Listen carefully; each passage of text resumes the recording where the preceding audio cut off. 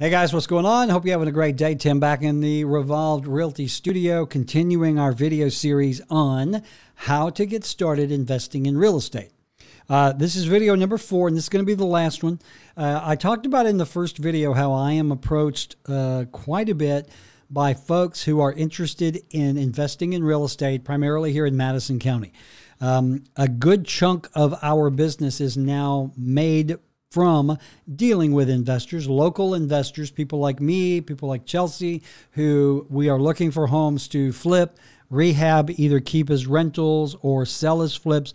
We also are seeing a lot of out-of-town investors. I work with a group out of California primarily, and they are here looking for investment property as well. So it's a hot topic now. Thank you, HGTV. Thank you, all the flipping shows, and people like me who talk about it a lot. So we talked about your goals on the first video. What are your goals? Are you looking to buy and hold? Are you looking to fix and flip? Are you looking to wholesale? What's the point? What are your goals for getting into this business? In the second video, and all of these videos are linked here somewhere, second video, we talked about your budget. What is your budget? How much available cash do you have on hand? How much cash do you have access to? Can you tap other people's money, either a mortgage company, private money, friends and family, hard money? In the last video, we talked about the different types of real estate and the pros and cons of each that you may be looking at getting into. In this video, I want to kind of talk about you. I want to talk about the guy or the girl that is watching this video that's actually thinking about doing this, because there's a couple of questions that you have to ask yourself. Number one is, what are your abilities and what are your time constraints? I guess those are two questions. By that, I mean, what are your abilities? Are you looking for real estate that you can just buy and be completely hands-off? Are you looking for real estate that you can actually get in and do some of the work? Are you a handyman? Are you an electrician, a plumber, et cetera, et cetera? Do you have a contractor in mind that could come in and do the work? I guess when I talk about abilities, I'm talking about how hands-on do you want to be? Now, one of the things that I see a lot, and I kind of think this is a mistake because I made it, is buying a property, hiring a contractor, and then relying 100% on that contractor to do everything. And by everything, I don't necessarily mean the actual work, but I mean to manage the process, manage the budget.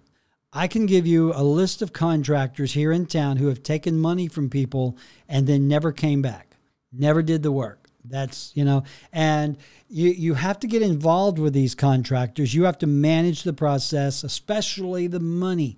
You don't just hand a contractor a checkbook and let them go. So how hands-on do you want to be? Do you want to just find the property and then turn it over to someone else?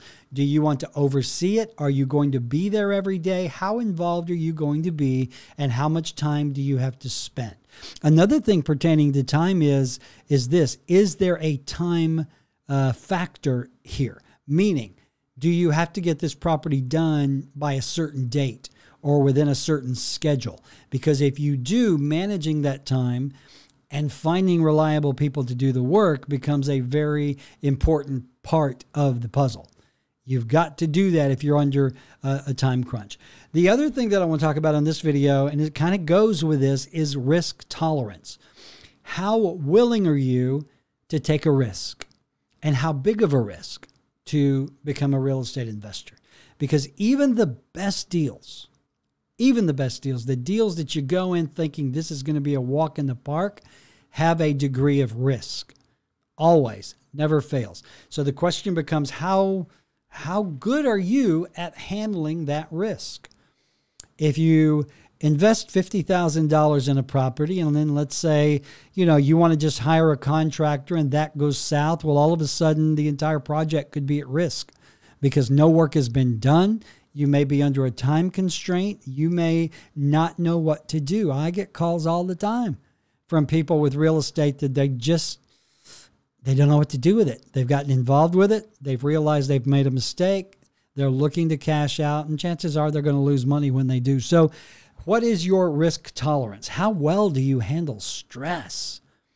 There are very few businesses as stressful as real estate, especially when you are putting your money on the line as an investor. So what are your abilities? How involved do you want to be? What are your time constraints? And how well do you handle and manage risk? It's always been a big one with me. You don't handle risk, you manage risk. And if you do a good job of managing it, chances are your risk is going to be reduced greatly and things may just turn out okay. So there you go. Those are the 4 videos. That's my advice that I give to everyone. If you're thinking about becoming a real estate investor, number 1, ask yourself why and what are your goals. Number 2, how much money do you have in hand or can access? Number 3, what type of property are you interested in? Single family, multifamily, commercial, trailers? There's a very big market in real estate for mobile homes right now. And finally, what are your abilities? What are your time constraints?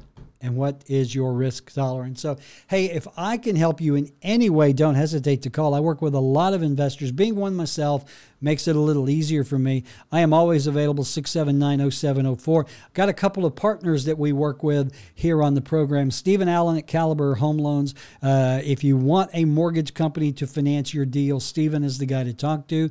He works with a lot of investors. He can get you the best rate. He can get you going quickly. And if you mention to Stephen that you heard about him here on the video, he is going to do your appraisal free. That's a $500 value. Also, you're always going to need a title attorney. We work a lot with Stan McDonald and his team at Jacob Title. They are the hometown closers. And if you mention to Stan that you heard about him here, he'll knock $100 off your closing costs. So, all right, there you go. Hey, it is an interesting business, real estate. I would never recommend that you go into it without doing some research. Never go into it blindly.